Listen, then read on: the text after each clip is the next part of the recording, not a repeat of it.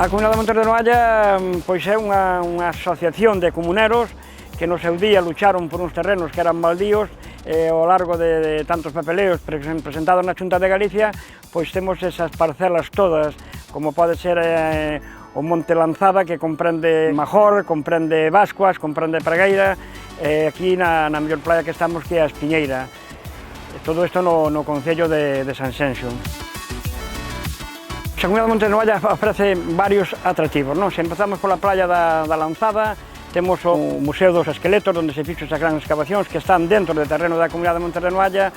Depois temos a atracción de París-Dakar. Podemos subir hacia arriba ao monte, onde fixemos un gran paseo, un gran regato, con 3 muiños moi antigos, o nacimiento onde nace a agua. Todo isto saile na playa de Major, onde temos tamén outro aparcamiento, unha fonte e unha área recreativa.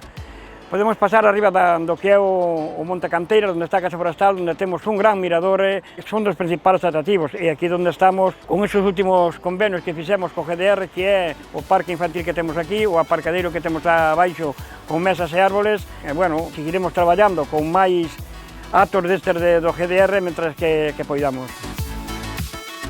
Se non fora o GDR non chegaríamos a tanto, non? Porque, aunque percibimos a todo o largo destes quioscos París-Dakar unha cantidad de cartos, non sería o suficiente.